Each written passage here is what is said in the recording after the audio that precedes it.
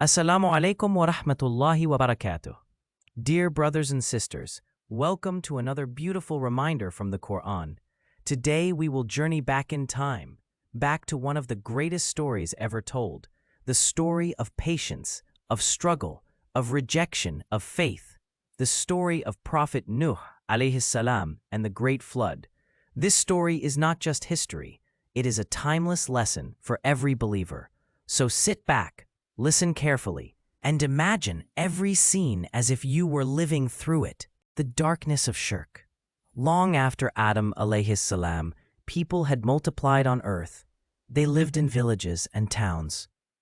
Life was simple, but Shaitan whispered, as he always does. When righteous men died, men like Wad, Su'a, Yaguth, Ya'uq, Nasar, Shaitan came to the people and said, "Build statues in their honor. It will remind you of them." So they built idols. At first, they only looked at them with respect.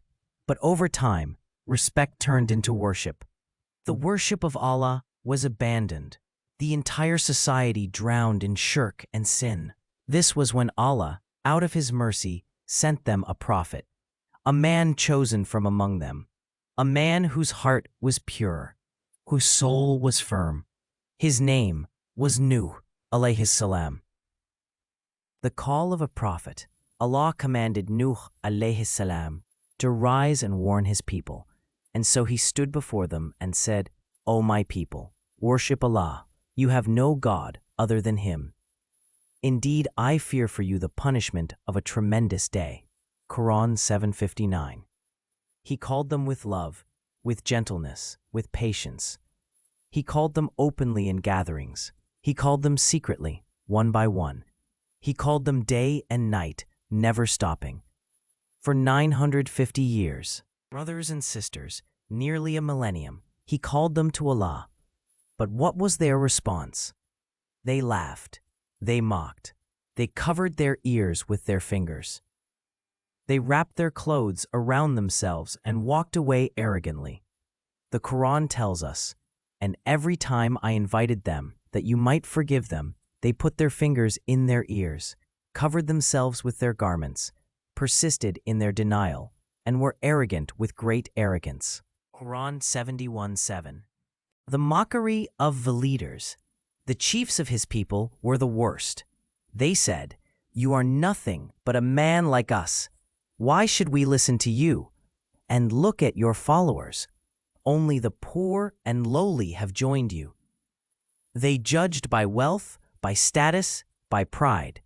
But Nuh, alayhi salam, stood tall and replied, "I do not ask you for wealth. My reward is only with Allah, and I will never drive away the believers.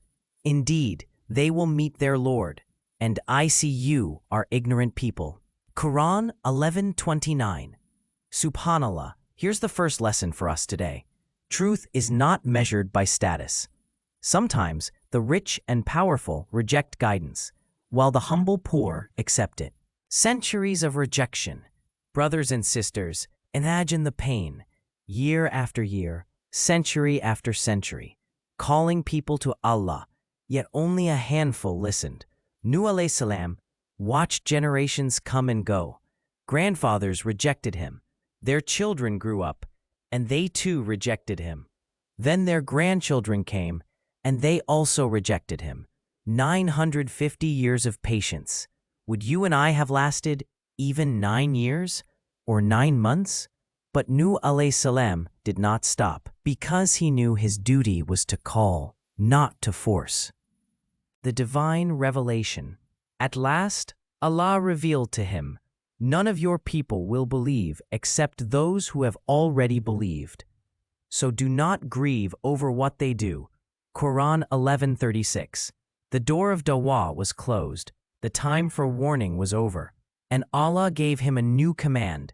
"And build the ark under our eyes and our inspiration, and do not address me concerning those who have wronged. Indeed, they are to be drowned." Quran 11:37. The great flood begins. Then the time came. The sky darkened.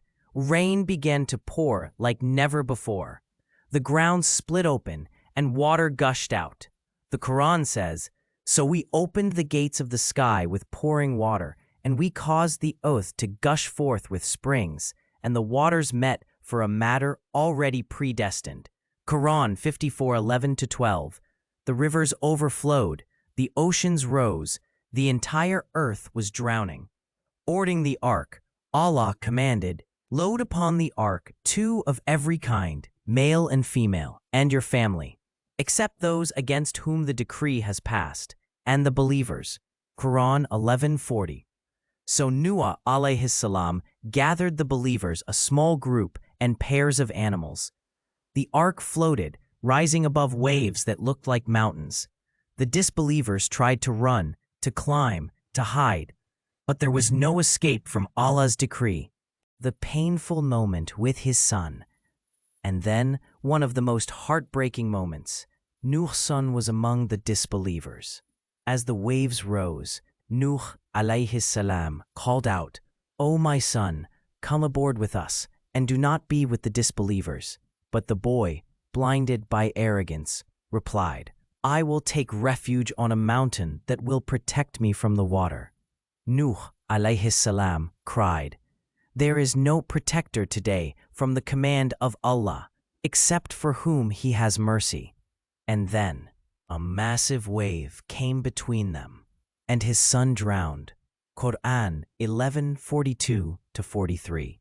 Lesson: even family cannot save us if we reject Allah. Guidance is not by blood, but by faith. The end of the flood. The flood raged until every disbeliever was destroyed. Then Allah commanded, "O earth, swallow your water. O sky, withhold your rain." Quran 11:44. The rain stopped, the water sank, silence covered the earth, and the ark came to rest upon Mount Judy. The new beginning, Nuh alayhi salam, and the believers stepped onto dry land. A new life began. A new humanity began. That is why Nuh alayhi salam is called the second father of mankind. He made dua, "My Lord, forgive me, my parents, whoever enters my house as a believer, and all the believing men and women." Quran 71:28. Lessons for us today. Brothers and sisters, the story of Nuh alayhi salam is not just history, it is guidance. Lesson 1. Patience in dawah. If Nuh alayhi salam was patient for 950 years, what excuse do we have to give up? Lesson 2. Wealth and pride cannot save you. The poor and humble believed, while the arrogant rich were destroyed. Lesson 3. Family ties cannot replace faith. Even a prophet's son drowned because he rejected belief. Lesson 4. Allah's promise is true. His mercy is real. His punishment is real. My dear brothers and sisters, the Ark of Nuh alayhi salam is gone, but the Ark of Islam is here. If we climb aboard through faith, prayer, and obedience, we will be saved. If we reject, then no mountain, no wealth, no status, no family will save us. So let us reflect. Let us renew our faith. Let us be among the true believers. If you found this reminder beneficial, don't forget to like, share, and subscribe, so more people can learn from the stories of Qur'an.